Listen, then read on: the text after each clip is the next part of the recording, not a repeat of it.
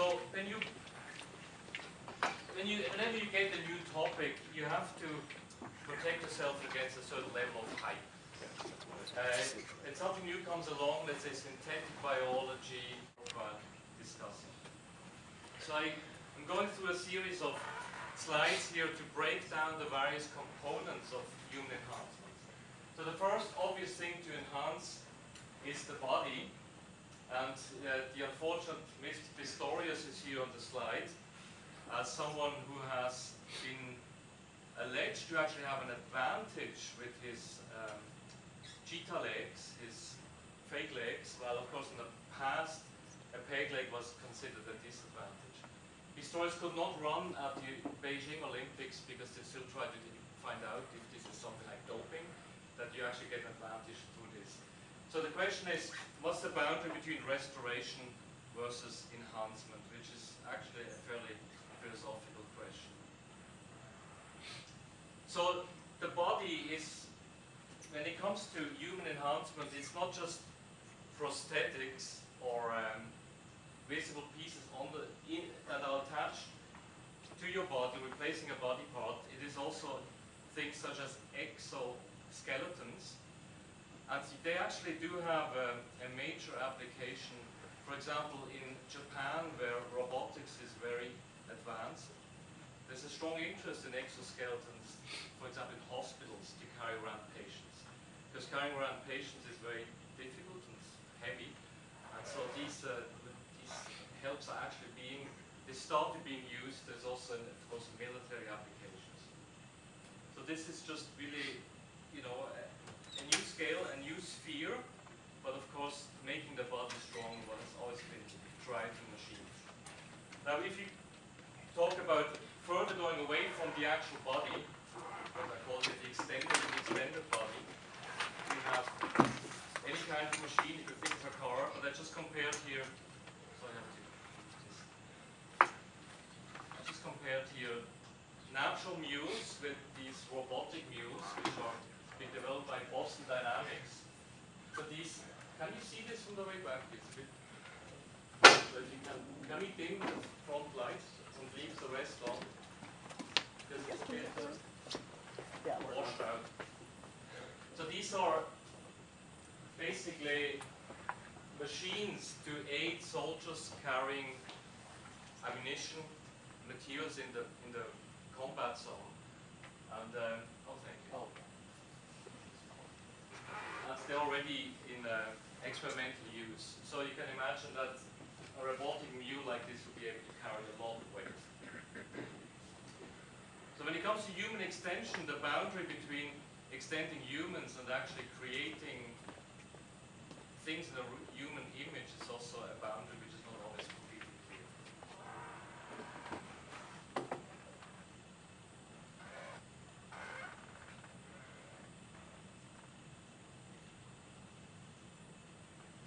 Now, another aspect of human enhancement is more, you could call it psychological enhancement.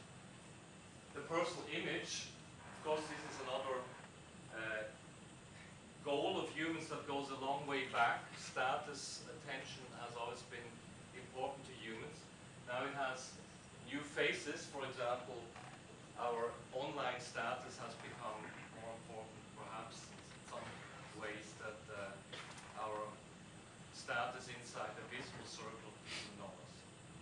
Again, new scales, new spheres. I put this down because when it comes to new technologies, you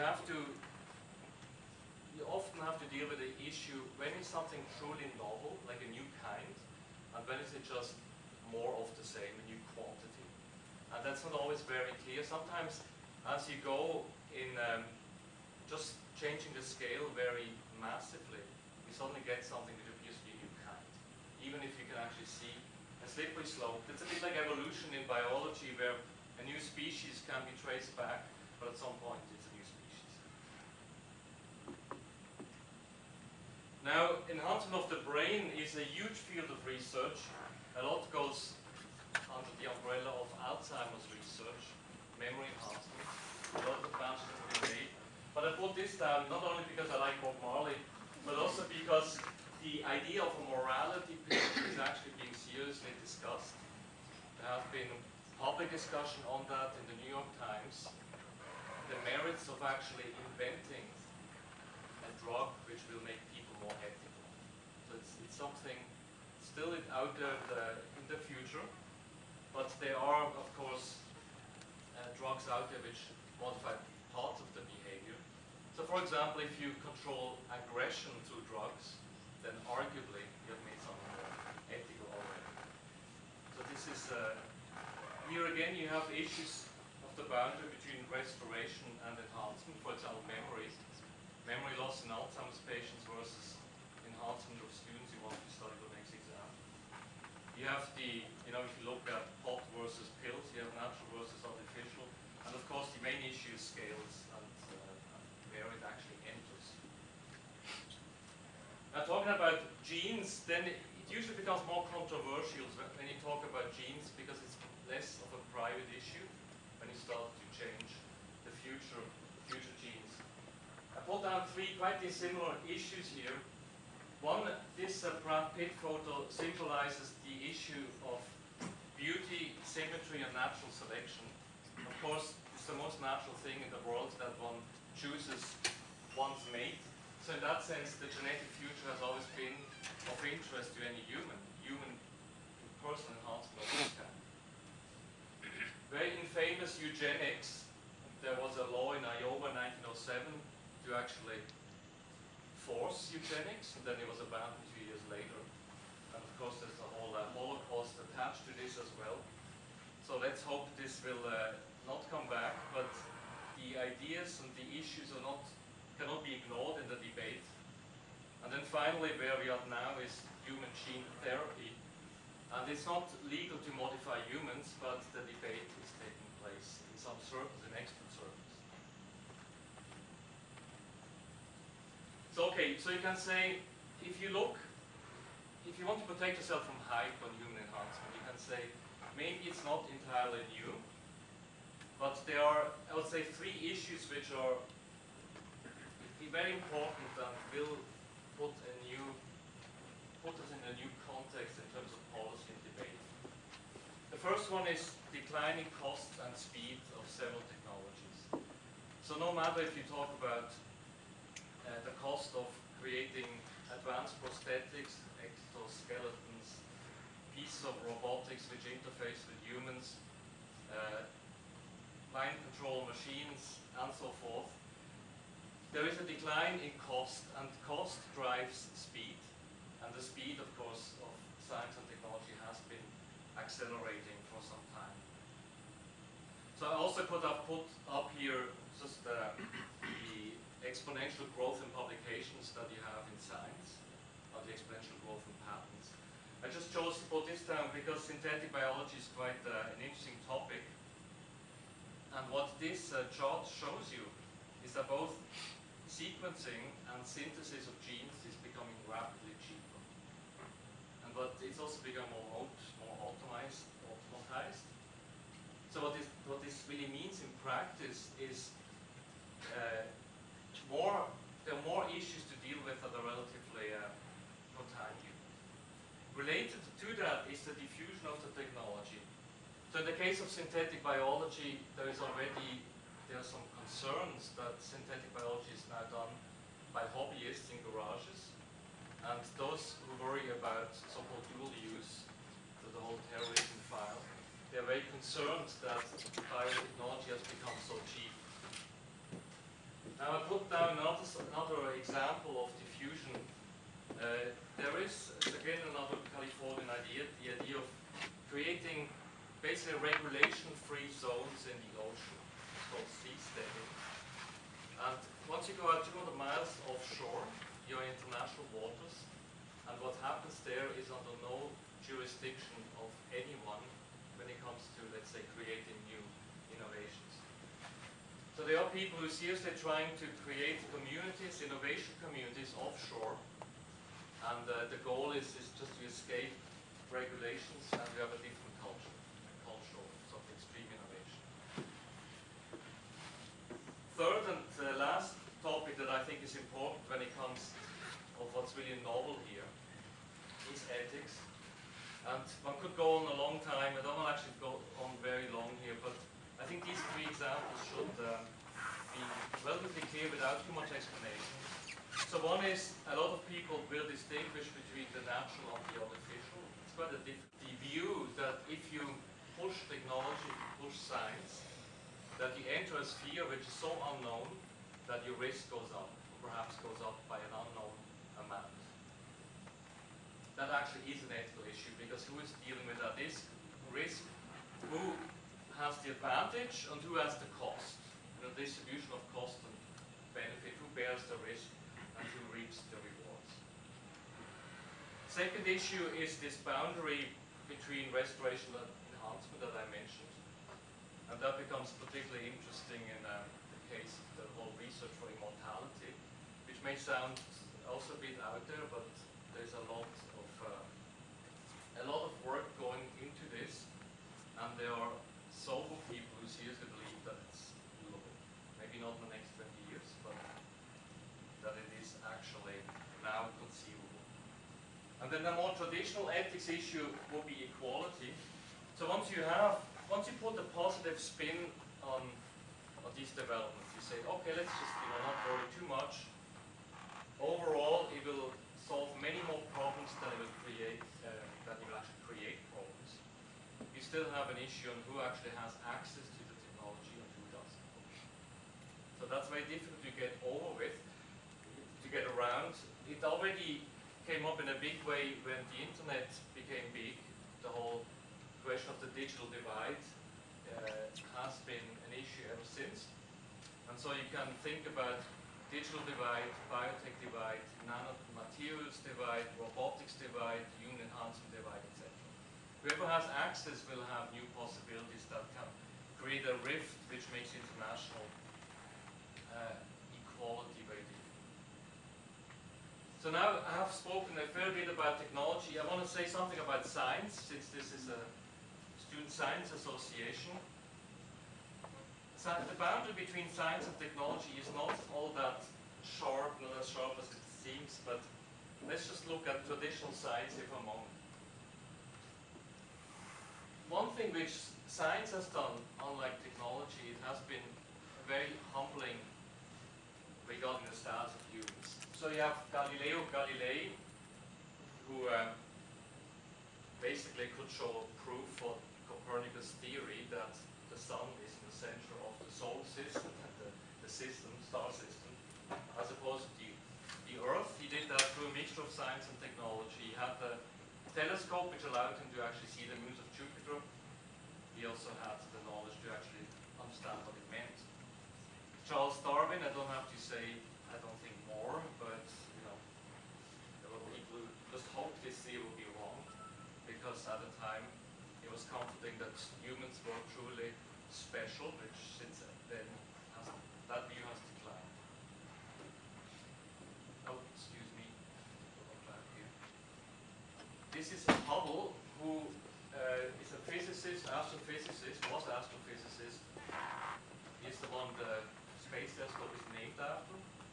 And he was responsible to, he was basically the first to promote the view that the Milky Way is not the only galaxy, that there are other galaxies beyond the Milky Way. He was also involved in the whole issue of the redshift, which allows us to estimate the size of the universe.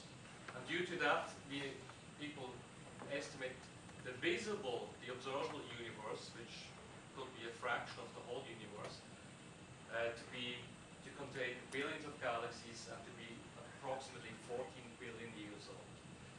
So to have human life, humans don't go back very far, let's say 1 million years.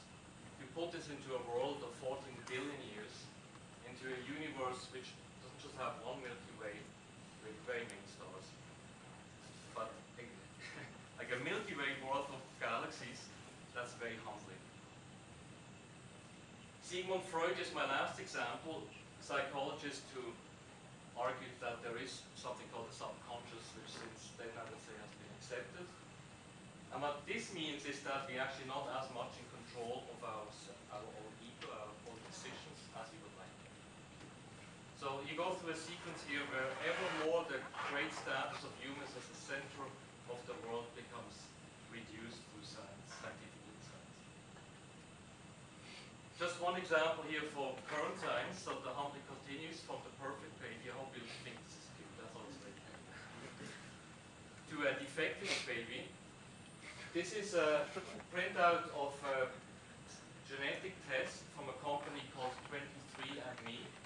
So this is a commercial company. You can purchase the test. I think you can still purchase it. I believe the American government is trying to regulate that now. So you can just get your little kit, do a cotton swab, send back your genes, and you would get a long report on all kind of aspects, your ancestry, but also your potential for disease. Now just think about this for a moment, what this actually means socially. You go from a world where every baby is, at least by the parents, I mean the others may be a different story, but the parents think it's the most beautiful baby in the world, it's perfect. You get, it will very likely happen soon, that means the next 10 years, that there will be genetic testing done on babies at birth, and then instead of getting just a baby, you get a baby and a file, and then I don't think it's the same baby. So you have one piece of information really, just a piece of science, it changes the way you look, for example, at health. If you start with perfection, then you have a chance of staying in this mindset that your health is good until you get ill. But if you at birth get already a forecast, however imprecise, however poor really in terms of science, your outlook on, your concept of health actually changes. Because everybody has something. You just have to discover it. So in some, science and technology work together.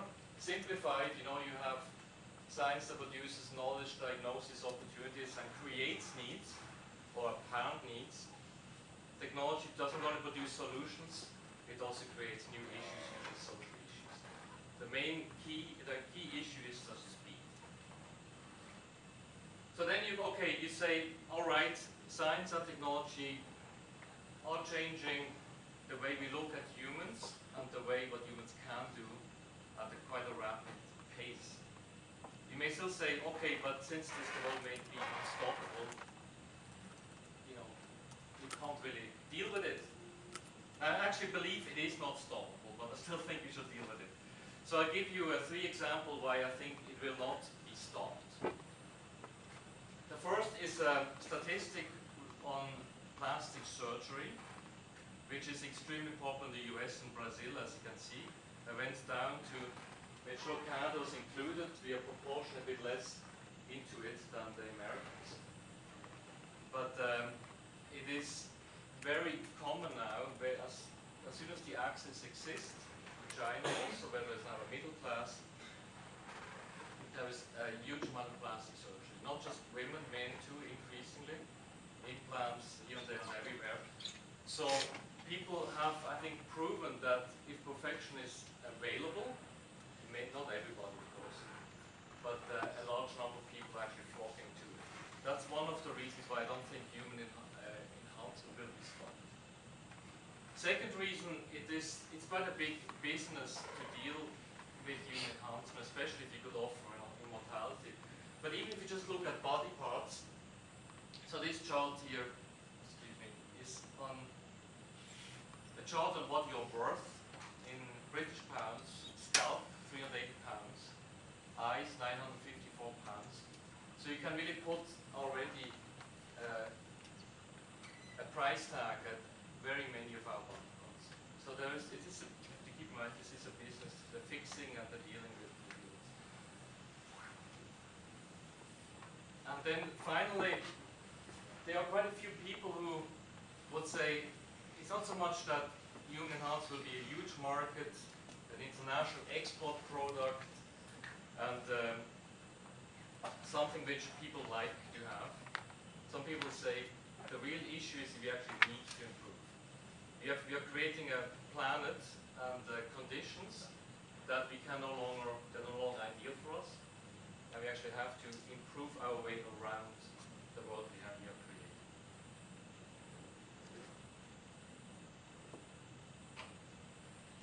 So, should we care and debate? Now, I just put down my argument. I would agree that we have in a sense been on this program for a very long time. It is certain that we do it faster and cheaper. It is likely that it will not. You start to fix or change the human self, human culture, human society, and the human future, I think we have an issue that's worth debating. I mean, if that's not an issue worth debating, what exactly is worth debating? So I would say, even given so that not everything is novel, even given that it's hard to stop, there is an issue here. There's also, I put in there the, it's a bit much to put 4 times human in the center there. We should not forget it's just one species. There's also the issue of our role in the environment. So I believe that, to me, this is convincing, but we can discuss. Now, who is in charge? It's a common misconception that, so I think especially in Canada, where we believe the government does everything, that someone will look after that. And this is really not the case. So if you look at regulation,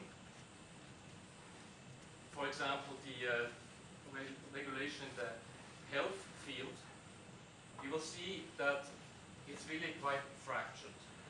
Some regulation that is considered relatively high risk, there will be a lot of activity.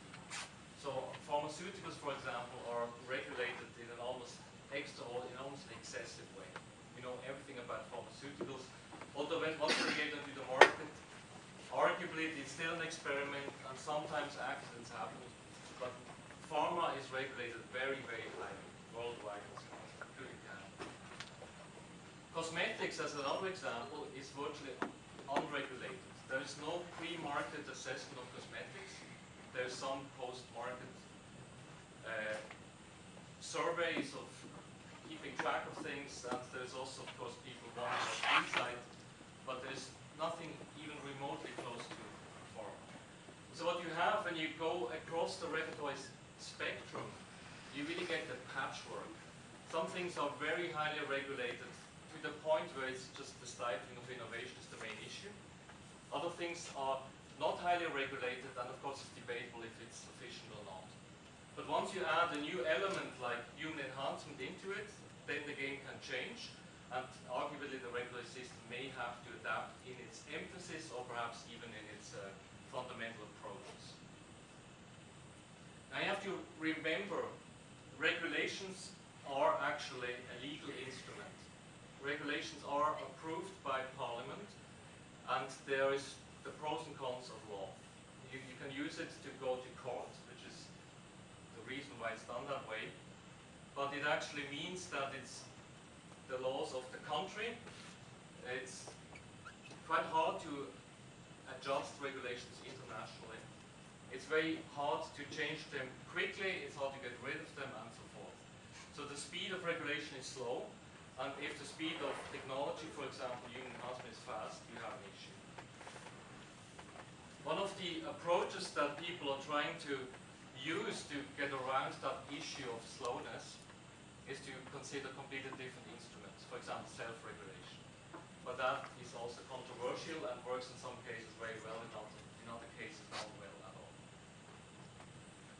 When it comes to the actual big picture issue of who discusses human enhancement, what should be done, what should be subsidized, what should be discussed, what should be controlled, what should be slowed down, what should be forbidden, then there is really no one exactly in charge. It's rarely done. It's done on a hype basis, and usually the ones who hype most are the ones who promise solutions, who want money as an investment or as a subsidy, and those who want to warn, which is sometimes called the scare industry, those who want to have a debate on an issue because either they find it very important or because they need an issue to discuss.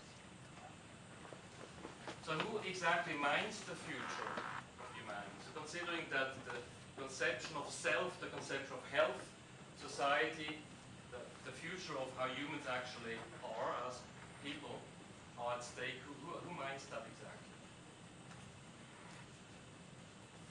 And I want to go a bit fast here. There's a whole system of ethics oversight around science, but actually nothing in this whole environment will take care of a big issue like that. So for example, a research ethics board, which most scientists think take care of ethics, only takes care of experimentation around human subjects. It's basically the safety and consent of human subjects. So I put this down as a proposition to you, since to the science students. It is pretty obvious that this file is so large that everybody is involved one way or another, either as a consumer or as a critic or as a bystander. I would say the sort of the low-hanging fruit of things that one can do as a scientist is to become able to communicate what's happening in the labs downstream innovation. So to facilitate the upstream and downstream engagement so that people actually know, those who have an interest in society actually have a chance to know what's going on. So that requires communication skills. It requires also bridging the interface between science and policy, which has a lot to do with being open to other professions. You as scientists not look down to, not to refuse or to look down on other disciplines like political science, sociology, history, law, etc., or simply to be a citizen.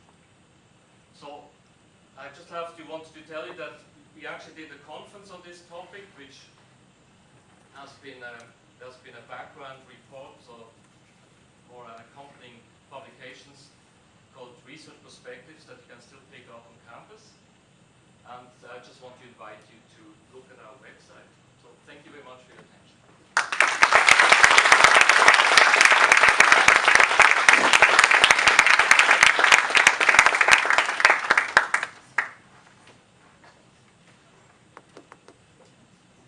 Any questions or comments?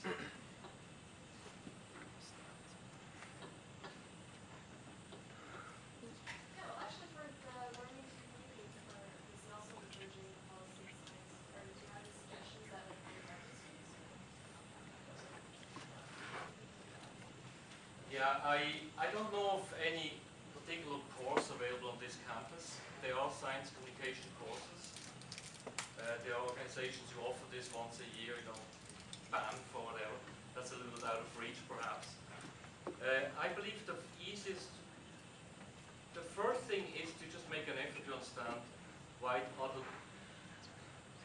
is hard to communicate science, basically. What exactly, how do other people think? That I think you can really do just through daily life. But I also believe that to go to conferences which are really multidisciplinary will help. But in the end, I guess there are certain formal educations that probably at some point will need, and I hope there'll be more courses available. So that way, we actually do try to cover that as well. We don't have anything to offer yet.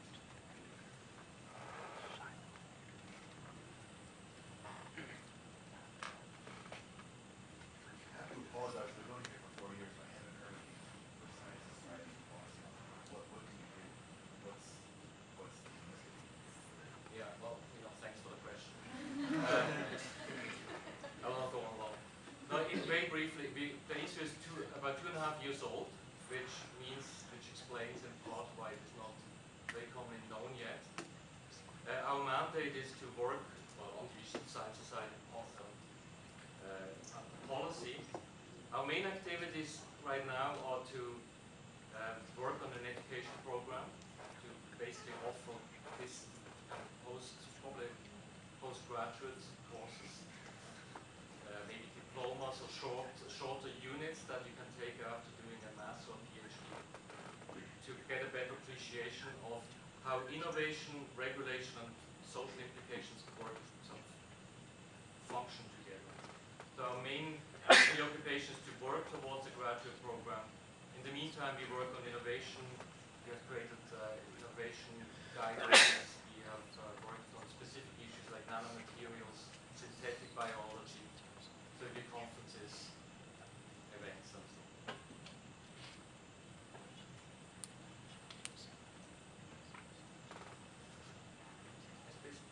Some of the policy that you guys have worked on, has it been brought into Parliament? Has it been